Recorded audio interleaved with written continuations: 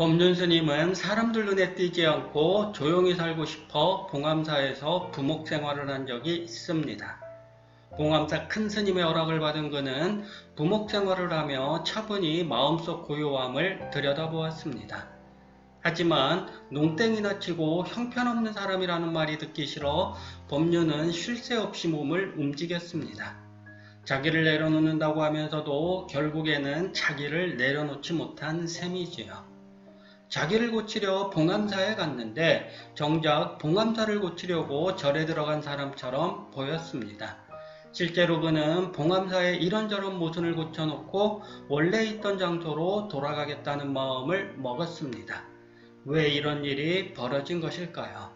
법륜 스님의 이야기를 따라 차근차근 들여다보도록 하겠습니다.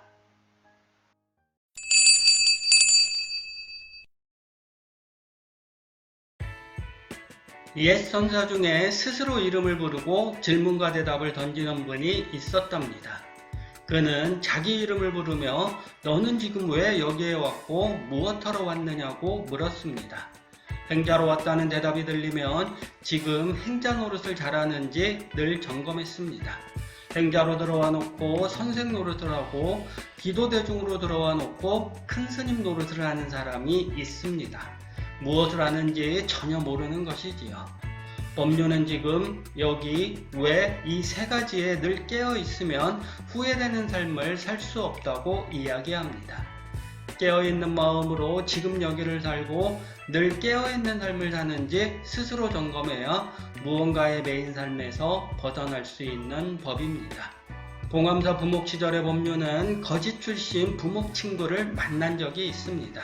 그는 늘 뭉치면 죽고 흩어지면 산다라고 외쳤습니다. 뭉치면 살고 흩어지면 죽는다는 말을 뒤집은 것이지요. 거지로 산 경험에서 얻은 삶의 교훈을 그는 이렇게 표현했습니다.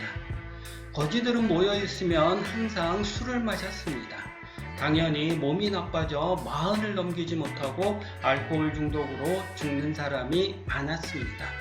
그 또한 알코올 중독으로 죽을 지경까지 이르렀는데 다행히 혼자 떨어져 나와 살아났답니다. 말 그대로 뭉치면 죽고 흩어지면 사는 상황이 벌어진 것이죠. 하루는 보름마다 돌아오는 울력 시간에 맞추어 스님들이 밭고랑을 메고 물통을 나르는데 신도들이 스님을 부르며 힘든데 그만하라고 외쳐댑니다.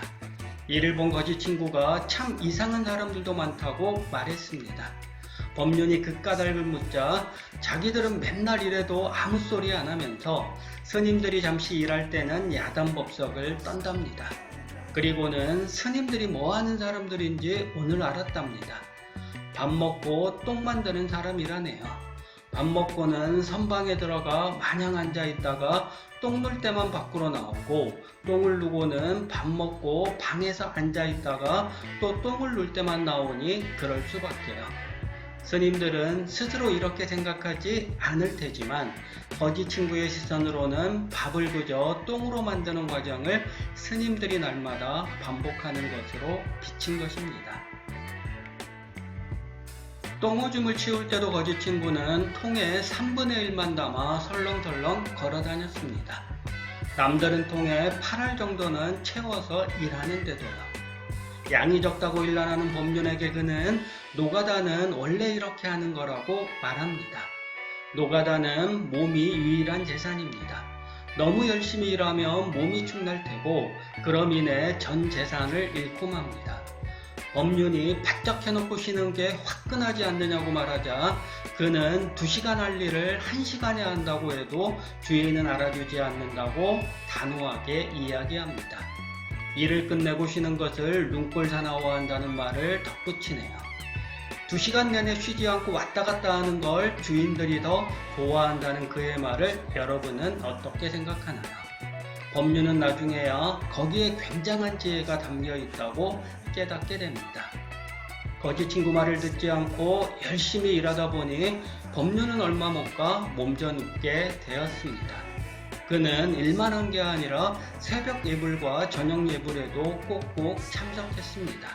한마디로 몸이 마음 욕심을 따라잡지 못한 셈이지요. 목이 부어 침도 넘어가지 않을 정도로 몸이 엉망이 되었습니다.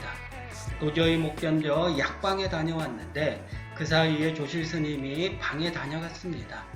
아픈 처자를 먹이라며 꿀을 놓고 갔다네요. 눈치 빠른 친구가 이 상황을 그냥 넘길 리 없지요. 평소에도 뭔가 이상한 놈이라고 생각했는데 조실 스님까지 신경을 쓰니 예사머슴이 아니라는 생각에 그는 이르렀습니다. 자고 일어나니 흔적도 없이 사라졌습니다. 부목 생활이 끝나자마자 거지 생활을 같이 하기로 약속까지 했는데 아무래도 부담스러웠나 봅니다. 친구 충고를 받아들여 노동을 설렁설렁 했으면 이런 일이 없었을 텐데요.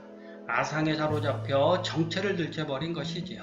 아상을 털어내는 게 이토록 힘든 일입니다.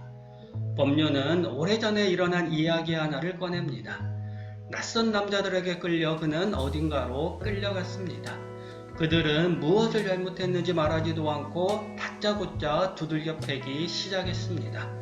야구방망이를 휘두르고 수건을 덮은 얼굴에 물을 붓는 물고문도 했습니다. 죽는다고 발버둥을 쳐도 그들은 아랑곳하지 않았습니다. 그들이 실토하라는 내용이 무엇인지 몰라 아무 대답도 할 수 없었고 그럴수록 고문은 더욱더 심해졌습니다. 더 이상 견디지 못하고 기절하기 직전 법륜은 어두운 화면 속에서 환하게 피어나는 장면 하나를 떠올렸습니다. 개구리 한 마리가 달달 떨며 죽어가는 모습이었습니다. 어린 시절의 기억이었지요. 당시 아이들은 긴 쌀이 회초리를 들고 논둑을 돌아다니는 개구리를 잡았습니다. 회초리로 등어리를 치면 개구리는 사지를 쭉 뻗고는 달달 떨다가 이내 죽었습니다. 몸통은 잘라 닭 모이로 주고 다리는 불에 구워 먹었습니다. 고문을 당하는 자신이 그 개구리와 같다고 법륜은 느꼈습니다. 불교에 입문하고도 한참이나 법륜은 불살생 계율에 대한 의심을 버리지 못했습니다. 사는 게 다 살생인데 살생을 하지 않고 어떻게 사나 하는 의문을 풀 수가 없었습니다. 그는 이 계율이 불교를 소극적인 종교로 만드는 틀이 아닐까 생각했습니다. 사회정의를 실현하려면 제 몸을 희생하고 적을 공격하는 적극적인 자세를 취할 수도 있어야 하는데 불교는 애초부터 불살생을 말했으니까요. 개구리를 잡을 때는 별다른 문제의식이 없었습니다. 한데 자신이 개구리 신세가 되자 법륜은 불살생이 아무런 조건 없이 받아들여야 하는 문제라는 것을 비로소 깨달았습니다. 고문하는 사람은 고문당하는 사람의 마음을 모릅니다. 개구리의 마음을 개구리 잡는 사람은 모르듯이요. 고통의 순간에 떠오른 개구리 기억을 떠올리며 법륜은 나 같은 놈은 죽어야 한다 이렇게 불법을 10년이나 배우고도 안 받아들이는데 도대체 뭘 깨달을 수 있겠는가라고 생각했습니다. 때리는 사람은 맞는 사람의 아픔을 이해하지 못합니다. 그저 맞을 짓을 하니 맞는 것뿐이라고 생각합니다. 하지만 피해자는 다릅니다. 회초리에 맞아 몸을 벌벌 떠는 개구리를 떠올려 보세요. 아무런 잘못 없이 고문당하는 사람의 지독한 아픔을 떠올려 보세요. 마땅히 죽어야 한다는 생각으로 몸에서 힘을 푸는 순간 고문이 멈춰버렸습니다. 법륜은 기적이니 뭐니 하는 말로 이 상황을 표현하지 않습니다. 자기를 내려놓는 순간 그는 삶과 죽음을 초월한 자리로 넘어갔습니다. 개구리의 아픔은 자기 아픔과 다르지 않았습니다. 개구리가 되어 죽음의 극한까지 갔을 때야 법륜은 개구리의 아픔이 고문당하는 사람의 아픔과 같다는 점을 온몸으로 깨달았습니다. 이것을 몰랐을 때 법륜은 개구리를 아무 생각 없이 살생했습니다. 자기만 아프지 않으면 된다는 아상에서 벗어났습니다. 누구나 그런 아픔에 노출될 수 있다는 점을 기꺼이 받아들였습니다. 불살생은 소극적인 행동이 아니라 적극적인 행동을 낳습니다. 개구리를 죽이는 일이 자기를 죽이는 일과 같다면 그 누가 개구리를 죽이려고 할까요? 나와 상대가 둘이면 하나라는 이치를 이해함으로써 법륜은 불보살이 왜 정토를 건설하겠다고 발언했는지 이해하게 되었습니다. 여자가 되지 않으면 여자의 마음을 모르고 장애인이 되지 않으면 장애인의 마음을 모릅니다. 배고프지 않으면 배고픈 사람의 마음을 모르고 질병이 없으면 질병 있는 사람의 마음을 모릅니다.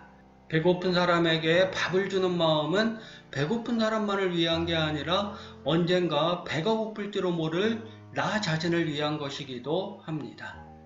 전쟁이 없는 세상을 소망하는 마음이라고 다를까요? 자기를 이 세상의 중심에 세우면 이런 마음을 헤아리기 힘듭니다. 상대의 이기심만 탓할 뿐 자기의 이기심을 들여다보는 일은 절대로 일어나지 않습니다. 우리에게는 늘 모르는 영역이 있습니다. 개구리를 잡을 때 몰랐던 영역을 법륜은 고문을 당할 때 알게 되었습니다. 불살생이 왜 불교의 으뜸이치가 되어야 하는지 깨달았습니다. 자기를 내려놓지 않으면 상대의 아픔이 보이지 않습니다. 자기를 내려놓은 자리에 이르러야 상대의 아픔이 자기 아픔이 되는 놀라운 체험을 하게 됩니다. 부처는 바로 이 이치를 경험했기에 누구나 실천해야 할 첫째 요목으로 불살생을 삼았습니다. 머릿속에 든 지식으로 어떻게 경험으로 깨달은 이치를 감당할 수 있을까요? 자기 입장에 매이면 다른 입장으로 가는 길이 보이지 않습니다. 이것과 저것을 나누는 분별심도 마찬가지입니다. 이것의 진리를 부여하는 순간 저것은 반드시 없애야 할 것이 되어버립니다. 이것이 날뛰는데 저것이 가만히 있을 리 없습니다. 살생은 이렇게 시작됩니다. 자기를 내려놓는 마음에서 불살생이 평화가 시작되는 까닭은 여기에 있습니다.